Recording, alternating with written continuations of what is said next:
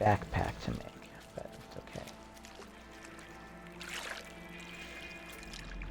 Alright. Go back underwater for a second. One last scan here to see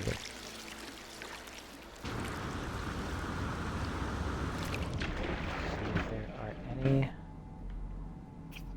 water critters in maybe this sinkhole someplace that I have missed. 'Cause, you know, it's always good to just try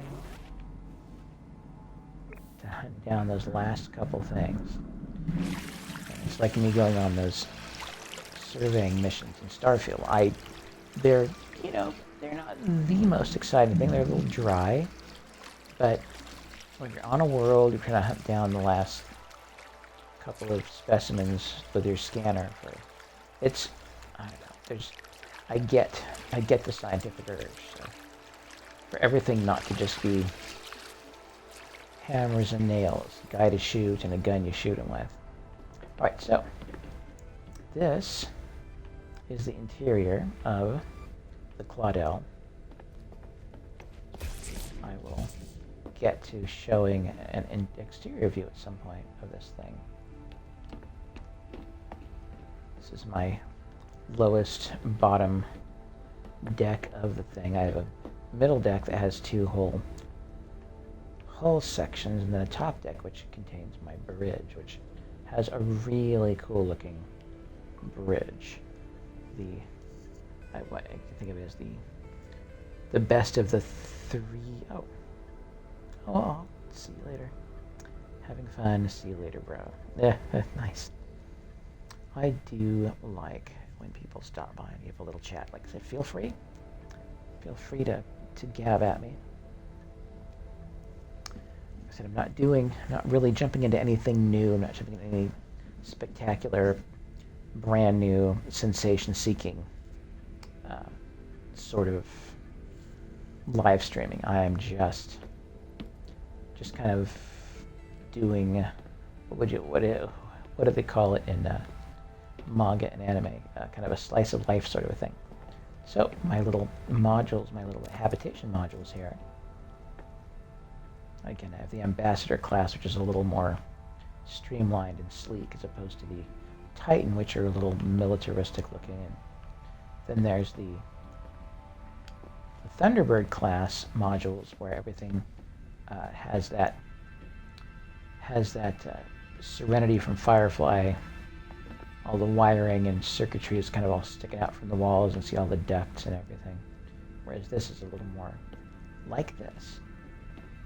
You have a choice of exterior windows. I always like to go for these little round ones because you can do this from here. You can actually stand it. You can do it from anywhere within your ship. You couldn't do that. You can't do that with the other vehicles, the other starships that you fly. You just can't do you can do a scan, but it will only show you vague things, like if there's a structure in the distance. Oh yeah. So I have a berth, a little sleeping pod, which I'm not sure what those are supposed to really do because you can't. I don't know if you can hop into them as a passenger, but as captain of the ship, you can't hop in them. There's a nice nutrient processor, which gives you processing of lots of stuff. Oops. And then I'm just falling down the hatchway, which is something you never want to have the chance of doing in an actual ship. It's like, oh yeah, I'll be right back. Stumble, crunch. Now let's see here. This is one of the generators for the thing. The rear cabin, which again just has a little bit of living accommodations. One of the cool things about the Thunderbird living accommodations is it looks like that little compartment on the Millennium Falcon where Chewie and C-3PO were playing that little chess game with the holographic creatures. This stuff, though, again, a little more slick. Mission radar. You can take on stuff. You can put different types of windows in. You've got the big broad one, and then you have what I think is a nice field, even though you can't really get in and sit in it. But it's this nice little thing where you can kind of potentially just kind of settle yourself in and look out the window as we're flying.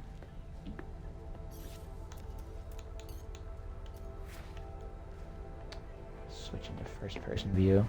Again, the Gen Xer me of the past would have not considered all the little graphical bells and whistles that this does, even though it might not be maybe as deluxe as perhaps, I don't know, like in even a higher level of PC with maybe even more processing power of some kind. But I like the fact that there's illumination. This shadowing is real time. All the little reflections, say, off of this little floor panel are real time. All the little bells, all the little textures. That little floor texture there. That's my little sight is aiming at. I mean, that is ridiculous. It's not something that I guess back in, say, 2000, 2001, would have even thought was all that important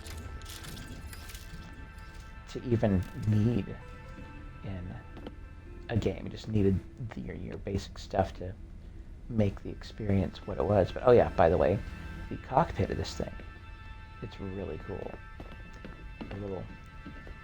A little wire inductee in some respects. But you have something very 1970s science fiction about these little cool flashing lights and this little collar around the pilot's chair. There's something very Mother from the movie Alien about these lights. But anyway, so yeah, move on in. Got our little indicators, got our little controls. Very cool. Not sure what these things are. Oh yeah, okay. Are they floating there? Okay. So we hop in.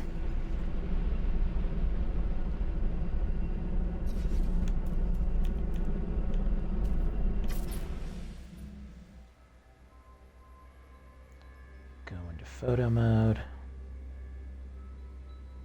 Give you an opportunity to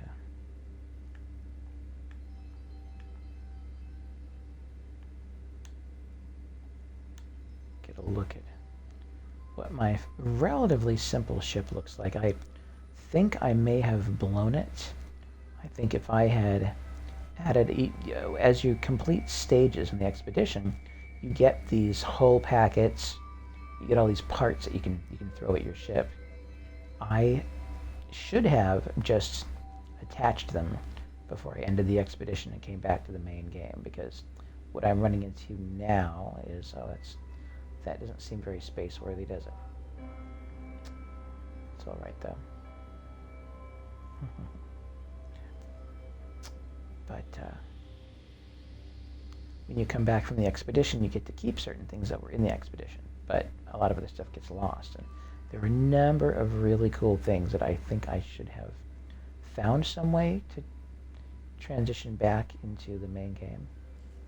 But, it's all right. No big gripes. But the way that it kind of allows you to put stuff together, like for whatever reason, allowed me to put these big boosters together like this, and it doesn't cause any problems. I thought about trying to do, one of my absolute favorite ships, in the world of science fiction, is the Serenity, just because it's this humble hummingbird firefly shaped vessel. But I kind of went for something that's kind of like that, but just with a little more of a deluxe sort of feeling to it. But I suppose if I wanted to, and again, you can make just these enormous corvettes. You might, watching this, you might be like, yeah, of course, duh.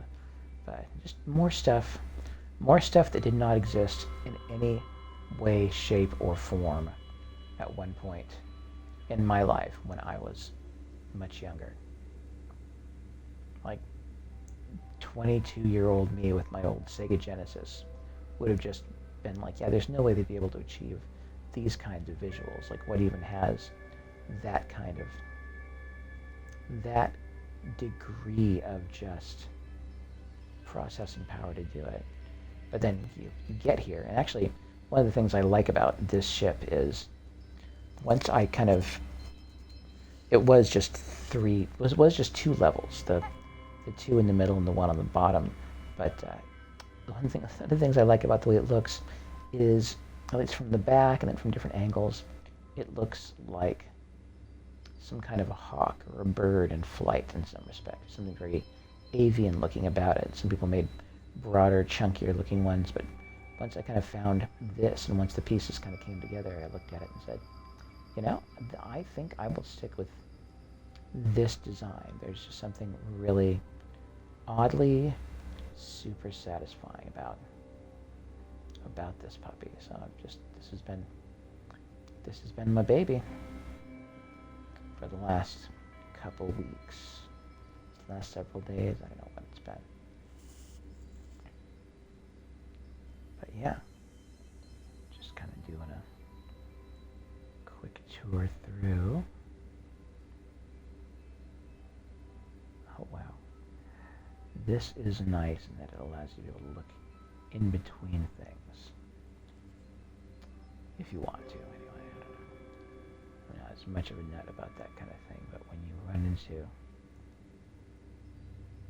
graphical stuff that's made out of just literally nothing, just polygons that behave like they're solid or behave like they're...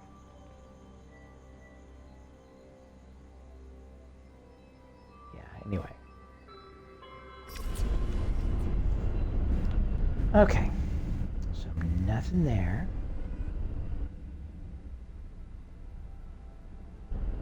So looking east, I have that.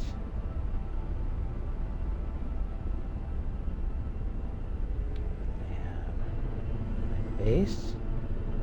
It's there.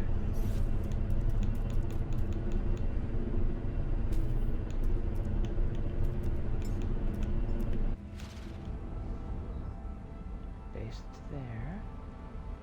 And there is, here we go. So I decided to kind of survey the world, to do like a complete ring around it, to really take my time with it, since I happen to, at the moment, have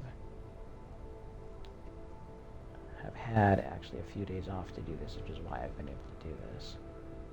My job allowing me to do this, which is nice. To have a little time off and still to know that the job's going to be there when you come back, and that it is actually going to do what I need it to do, which is fit the bill. Right, so there's that.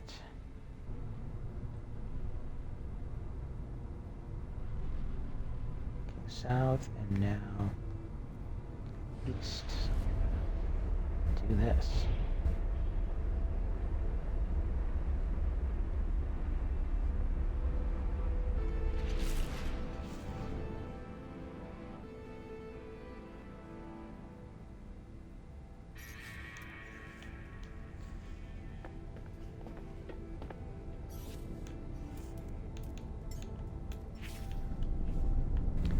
Didn't used to be that going into third person in this game felt better. It used to be so clunky and very, last to before last generation looking, that it was kind of hard to stomach it. But now, the way this is, and the way this guy looks, like everything about it is just all right.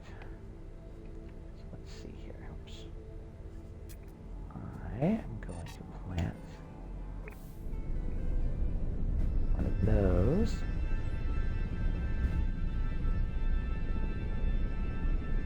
Looking east, and we are going to take a look around.